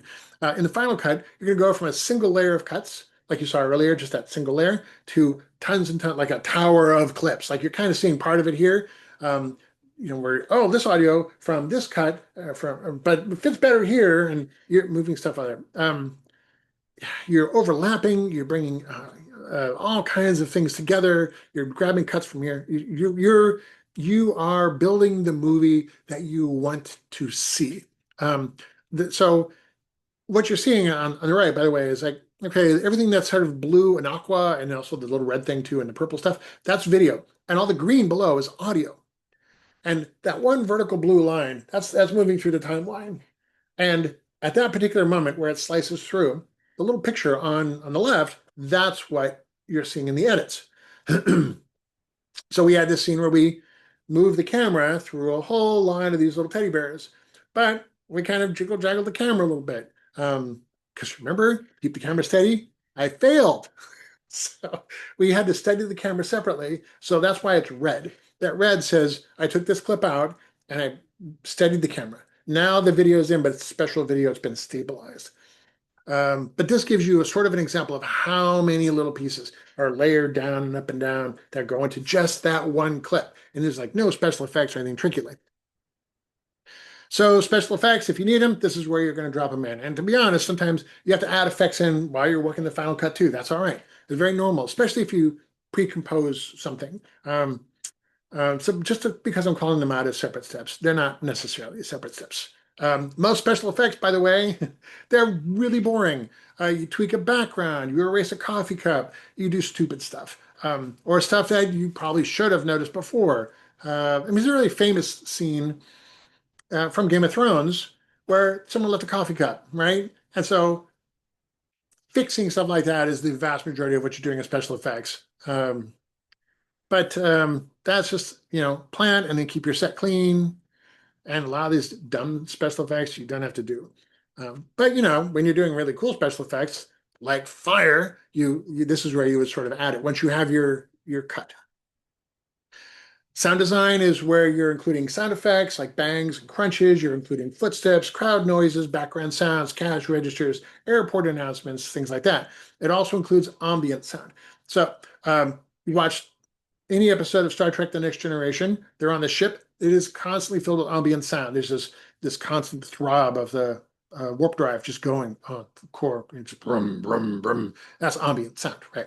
And this is also where you might add additional dialogue. You may find that, hey, I really need to, I have this conversation going on, and the other actor, never said this one line. And it's really critical because 4 minutes later, that's the setup, and 4 minutes later is the punchline for that gag. So then you might do a thing where you bring that actor in. Could you please just record this line into a microphone? I want to replace the dialogue. So you drop in some dialogue that's recorded separately. And that's called automatic dialogue replacement, or ADR. This is where you would also do stuff like that. But you can do ADR in Final Cutting as well. You're tweaking all the volumes. You're making it sound as good as it can.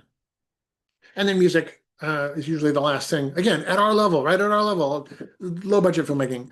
This is usually the last thing you'll put in, and you'll bring in your music track or your music tracks. Your composer has probably been watching as you go, and they'll either compose music for you or say, "Hey, I got this track I've recorded. Use that." I know one composer. Two composers I know, they insist on recording new stuff all the time, no matter what. Even if I say, like, I'd love to use this track in something else, like, no, I want to record you something new. I have another composer. I respect this, but it's also a little weird. He will license his stuff to anybody who wants it. He's like, I did a bunch of music. I'm just going to license it out to everybody. And then about 2 years later, a whole bunch of little low budget horror films or whatever all come out like, oh, wow, we all have music that sounds the same. Like, oh, God, we all license it from Richard. This is okay, but this is where you put your music in. So, for all intents and purposes, you made a movie. This is really awesome. But what do you do next? You share the joy, right? Because you're sharing that with other people. I mean, that's when it gets fun, right? When you're sharing it. So here's some ways that I've used to share movies with other people. So whether you're making short films or feature films, there's a ton of film festivals to look at. Film festivals are pretty cool. Each one has different requirements. Read about them carefully. There's a lot, so be careful. It's easy to drop a lot of money on submission fees before you realize it. In my experience, I tend to focus on festivals where I have other strong interests, like I want to go there anyway, festivals that are close to me, or maybe festivals that are close to people that I can stay with or that I can visit. Some festivals are very fancy, and placing in those, like the Austin Film Festival, say, or Sundance, never placed, but you might. You place there, you win there, and you're going places. So obviously, aim for those, and that's worth the money to go to those. A good film festival also offers the opportunity to meet a lot of other filmmakers too. And I mean, I've met so many awesome filmmakers at film festivals, and we all just want to talk, right? Every filmmaker there is like, I just want to meet friends. We're in this weird business. If you're showing a feature and you can reach enough people, you can often find a theater that you can rent for the day for, a couple showings. And this is called four-walling because you're renting all four walls. And I didn't come up with the term. When I four-walled the theater, I made a deal with the owner. He would charge some minimal admission. I think it was like $2. And then we would settle out based on the differences between what he made and what it cost to rent for the day. As it turned out, a lot of people were very happy to pay $2. They wanted to watch this movie. And at the end of the day, when I sort of expected, I'll write you a check out for the rest, he gave me a check. And he's like, we filled it up and we made bank. So here's the difference. But boom. Oh, yeah. Good. Olivia, I hear what you're saying. We'll deal with that in a minute. So I've actually four-walled the theater a couple times because there's a local small theater near me, and I know the guy, and now he knows. He's like, "You want to make a movie here? Let me know. Or you want to show a movie here?" Because you got enough people on your mailing list or whatever. You pack it enough people. It's like, I make money, so yeah. From now on, you can do that. You make friends with your theater owners. There's tons of great places to upload and share video, Patreon, Amazon, Curious. These are ways where you can pay to watch the movie, YouTube, Instagram, so forth. Those are often content free. I guess some people make money on YouTube. I have not figured that out yet. It's just sometimes we're thick in the places we should be thin, right? But I just don't get it. But the nice thing about streaming is you can upload feature films. You can also upload shorts. Enjoy that. Physical media. If making CDs is an art, making DVDs is like art. Because you're not just making a movie, you have to export your movie to the format for DVD. You have to do the design for that, like the wraparound, the Amray case, the little insert, the wraparound. If you have a little booklet inside, you're designing the face of your DVD. You have to find a printer, someone who actually can make you DVDs. It used to be you could do a lot of people that have print on demand, but print on demand uses a different technology than it's like DVD-Rs, right? And so over time they kind of fade out.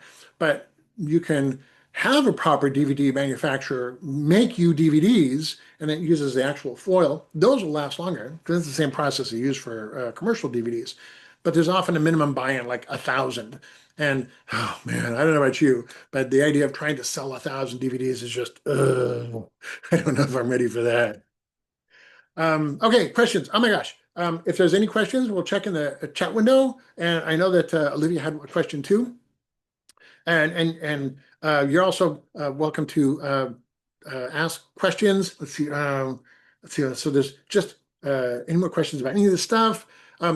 Before I hit the questions, though, I wanted to thank every one of you for joining me. I know I ran late, but you were so awesome. And you asked good questions. They were worth the bubble out. Thank you to Brian Tashima. Thank you to Gwen Laree. Thank you to everyone who helped connect me. Thank you to Autism Empowerment for your very kind consideration. I love doing this. I love sharing it with others. So I love teaching and I love showing people how to do stuff. My entire goal with the presentation is to present tools, to share tools, tips, tricks as best I can in hopes that you can turn around and feel more confident making your own movies. It's a kind of art, just like drawing or playing music. It's a way of expressing yourself, sharing a story or a lesson. I've made movies shorter than 60 seconds. I've made features that clocked in at 100 minutes. And in each of those times, I always felt like what I was doing was I was just trying to get something that was inside me out. So please go out there, make a movie, and share it as you wish. Sorry. I'll leave this here for the moment in case you want to visit my website. But I'm gonna look at the questions at the chat window and see what we got. We had Olivia. I remember that Olivia had one. Submit for a film festival. Sorry, Olivia writes, I'd love to submit for a film festival, but I'm afraid that my film might not meet quality standard for the festival. I understand that fear.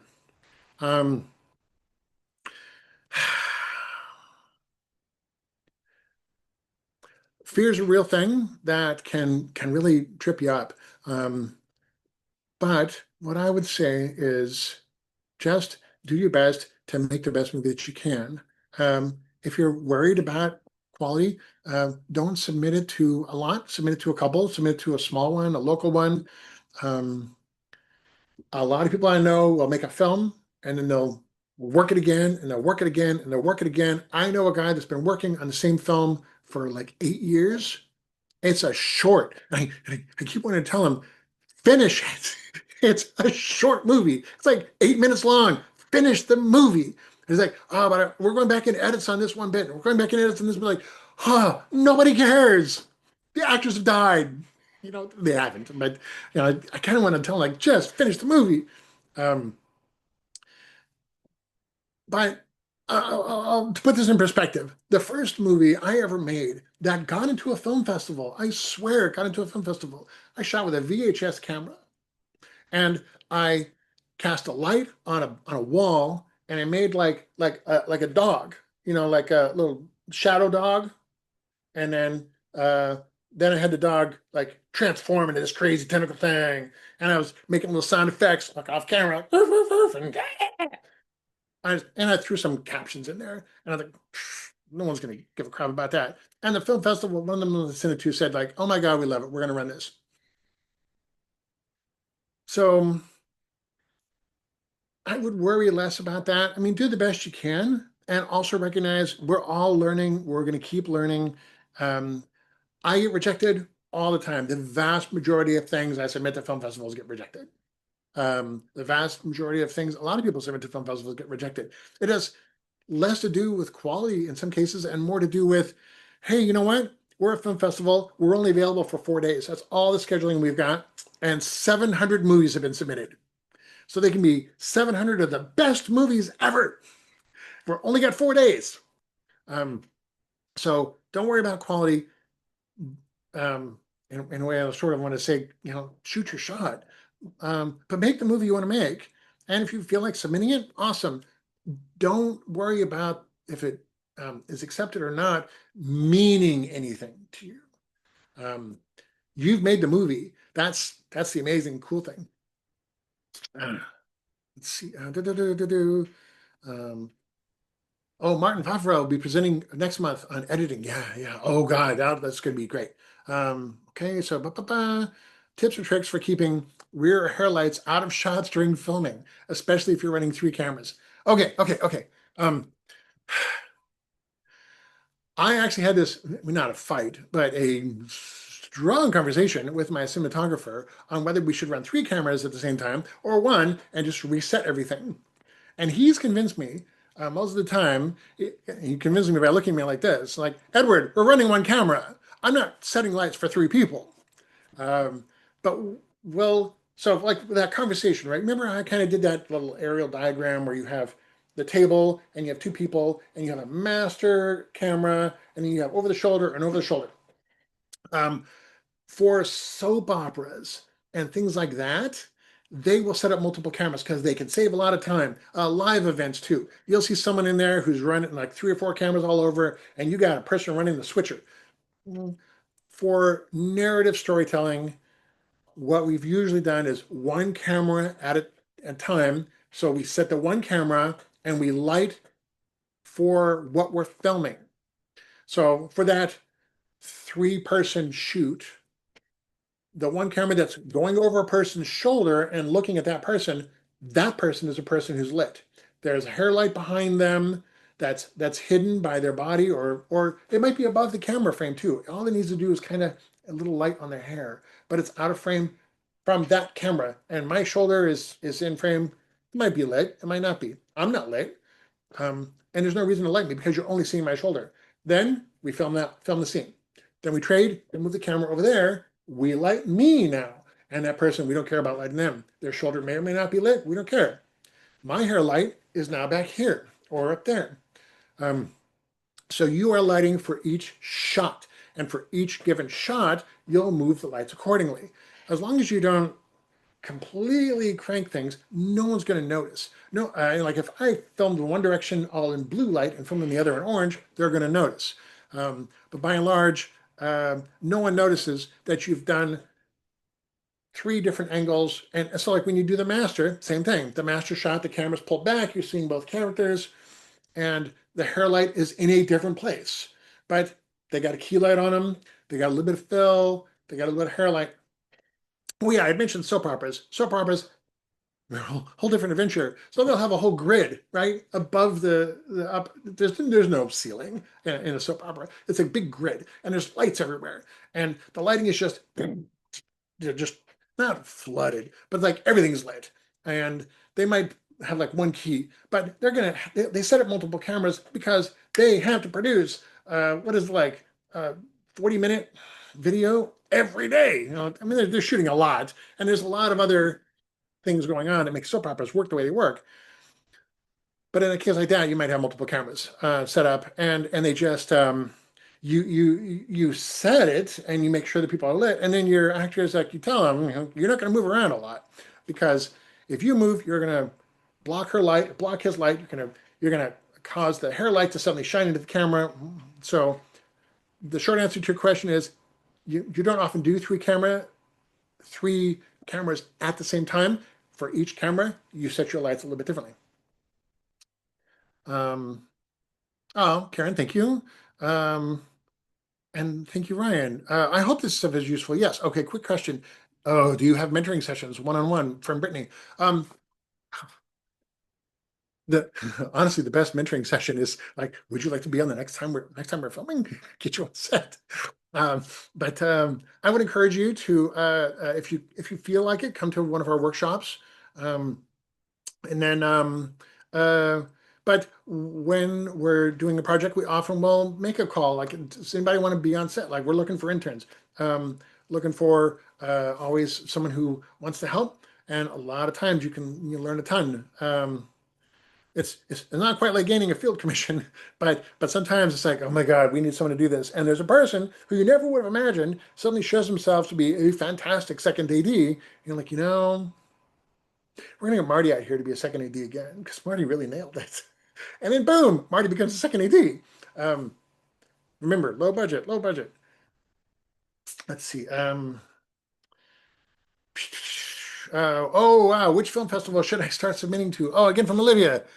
Small. Oh, and Gwen wrote small ones, easiest to get in to start. Feel more confident in your work, then you can research larger festivals. They're all listed on Film Free. Yes, Film Freeway is a really terrific thing to look at. A lot of film festivals have like no submission fees, but there are genre film festivals. So, like Portland here has a couple of really great horror film festivals.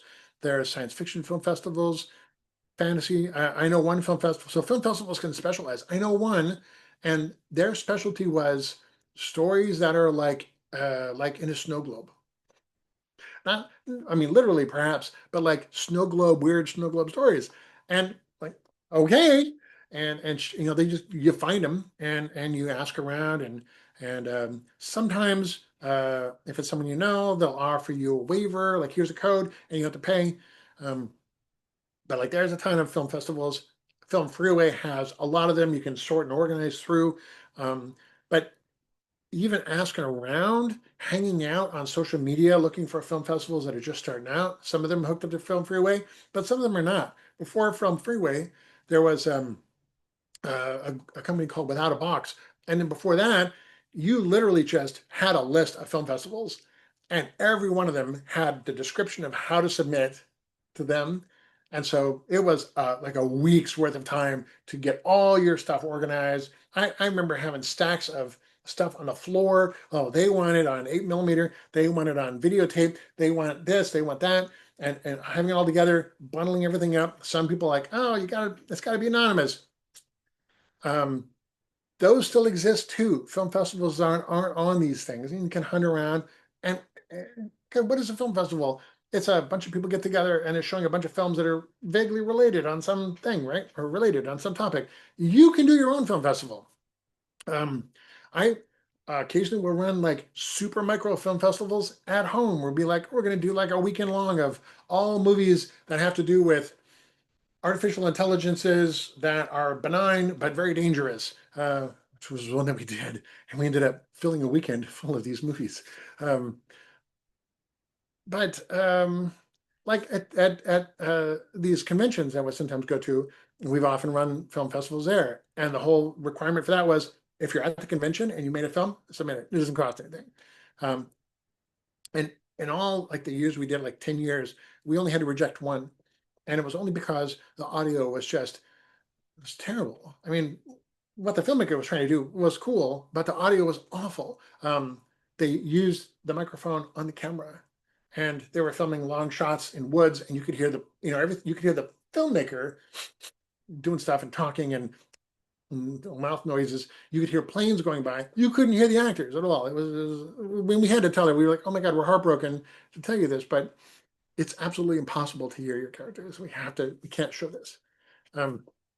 So there's there definitely Film Freeway. Oh my gosh, check that out. I've submitted to like all kind of oddball film festivals in other countries and like, oh, Czechoslovakian film festivals. I know, for example, of a film festival that has charges, but if you're submitting from the Middle East, they don't charge you as long as you fit the theme, because the way of transferring money from the Middle East to the US was such a hassle. They said, forget it. If you're submitting a film from the Middle East, it's free. Just submit the film. Let's see. Who says what makes and doesn't make in a film festival? The film festival organizers. Yes, yes, Gwen, you're right. And it's very subjective. And sometimes it is. And I talked to some people too. I know a few people that run film festivals, and they all have said similar things. Like, sometimes a movie isn't technically awesome, but I loved it. It's like awesome, and that got in, right? I think that's why I got in. And other times, they say we only had so many hours that we could book. And we honestly we turned down movies that were really good because we ran out of time. There's just, it has nothing to do with the quality at a certain point. Like we only have so much time. Ryan, thank you for posting our link. Anton, what's a hair light? Oh, it's a backlight. I'd explain it shows off the hairdresser's work. It's true. But a hair light is it also helps separate the foreground from the background. So if I don't have a hair light here, but if I had a hair light, like right now, I kind of blend in my background because webcams are like that. Webcams have a super deep depth of field.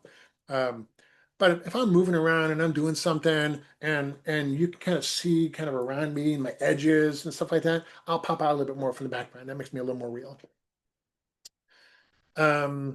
Places to enter. Yeah, Brittany, there's always low budget filmmakers who were looking for people. Try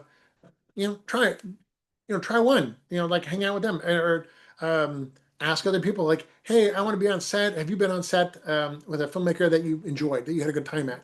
Because sometimes they're not as fun and sometimes they are. And sometimes you learn so much, right? It's like, how do I learn that the oven burns my hand? Well, I could learn by putting my hand in the oven, or I could learn by watching someone else put their hand in the oven. Sometimes you learn by being on a set that's crashing and burning. Don't do that, whatever that was. So you can learn good things and you can learn bad things. It depends on the set you're on. You're making a stop motion short? Awesome. Stop motion is fun. So much work, but totally fun. One of my projects I'm toying with was stop motion, but I just can't get that um, uh, an armature that I really like. So quick, how do you deal with rude, disrespectful cast, potentially sexual harassment for women and others? Okay, super good. Oh, yes, very good question. Because Hollywood, like every other industry should be, has been experiencing this moment where like, oh, you know what? Women are people too. And it is a thing that should always have been happening. In my experience, so I'm a guy. I don't always often see these things. Um, and I'll admit that. And I try. There have been times when we've asked people to leave. When if they were a hassle or argumentative or just trouble, we've asked them to leave. Thankfully, on my projects, we've never had someone who's irreplaceable that we've asked to leave. It's rare because I think what happens is, and I'm kind of glad, if you nip that in the bud as soon as it pops its head up, then everyone else knows this is the kind of set we're on. Like that junk is not acceptable, and good because it's not. If you let it slide, other people push the edge too, and the next thing you know is your set gets rude and disrespectful or just straight up offensive, and you sort of lose control of that. I was involved in a project and it got complicated. I was the first AD and I was also responsible for kind of making sure things were working. So I was sort of producer as well. And our director had a physical disability. And because of the nature of the project, a lot of the crew were wired for sound. And the director had access to the people running that sound. I did not have access to those people that were his people. And one of our actors made a joke. And there was just like 3 of us or 4 of us at the craft services table. And an actor makes a joke. And we jumped right on, like, that's not cool. Don't do that. And he's like, no, let me tell you. And there's another one. It's like, it's really not cool. And so we tried. And he was one of the main characters. And then eventually, like this, we really were trying. Like, you got to stop. Okay, we cannot, don't do that. Just stop. We did our best. Guy wasn't listening. So finally, one of our crew turned around, flipped her shirt up, and showed him the microphones that we were wired with. And he just stone cold went dead, shut up. And about 2 hours later, the director called me to a meeting and said, he's gone. He's fired. And we worked so hard to get this guy there. But that was just that. Like, you can work and you can work if there comes a point when this person is allegedly mission critical, but they're being super disrespectful. We're all going to look to see what is the director doing. Does the director allow it or not? Does the AD allow it or not? And so you have to make that decision how you want to play it. If you allow it, others will come along and do that too. If you nip it in the bud, I think more people are going to learn that, oh, so-and-so runs a respectful set, so-and-so runs a safe set, a place where we can focus on our craft, focus on what we're doing. As far as, sexual harassment is just straight out. That's, you're off, and you could be my brother and you're off the set. That's not going to happen. So there's some close periphery to things like, actual sex scenes and things like that. They can be very complicated. I love that we have intimacy coordinators. Okay, that didn't exist for the longest time, or maybe it didn't. I didn't know about it. That would be on my head. But intimacy coordinators make sure that at least as far as the actors and stuff go, like we're understanding what we're doing, what our limits are, where everything is, so you can focus on your craft, focus on selling the scene without worrying about like, oh, is this person going to do too much or too little or what's going on. They also coordinate with the director and so forth. Like, this is what you're going to get. You're not going to get that. So I appreciate that a lot. I know that might be a little bit further in the weeds. But yeah, certain things like racism, sexism, homophobia, like, get out of here. Get off my set. We don't have time. We don't have energy for that. And dealing with that makes all of us, it's harder, and it makes it worse for all of us. So get out of here. But that was not a quick question, though. I'm just going to come here. Also, my media climate starting at indie projects. No. Brittany, please never apologize. That's an awesome question. This was not a quick one.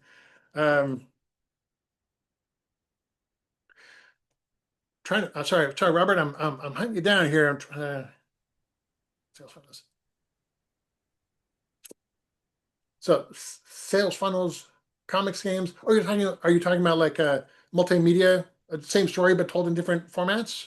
Yeah, I mean, like, yeah, basically, Can't like, hear you, but if that's what you're talking about, yes. If that's not what you're talking about, like, yeah, basically, how do I put this? Like, kind of like a huge major media franchise, like say DC, Marvel, Transformers, like John Entertainment stuff, but like not just like in a major studio franchise with my own media conglomerate, start from the ground up, like my own startup and everything on the level of like Warner Bros, Disney, etc. But also like we start that from by doing it on a like smaller scale, indie scale, and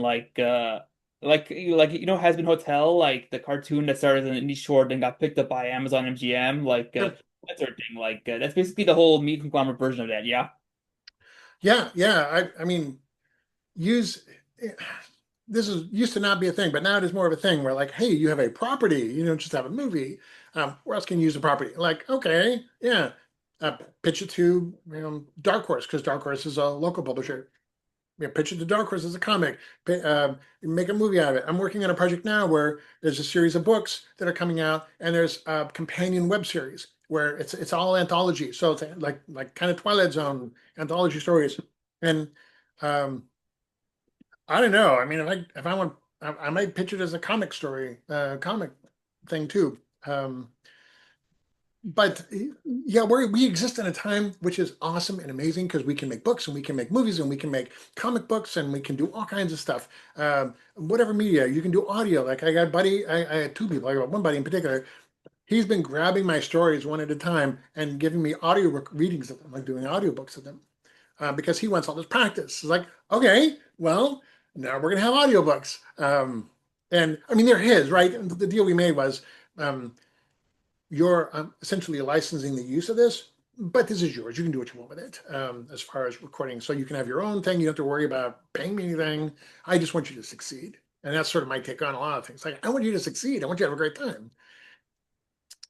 So yes, this is like the best time, and it's just gonna keep getting better on how to do all these different things, and people enjoy that. And you never know, you may find someone who's like, I really don't want to be on set, I don't want to help with a movie, but I would love to do that, like to do a novelization of your script. You know, and I really want to, you know, maybe NaNoWriMo's coming up, and I want to do a novel. Like, would you like to adapt this script?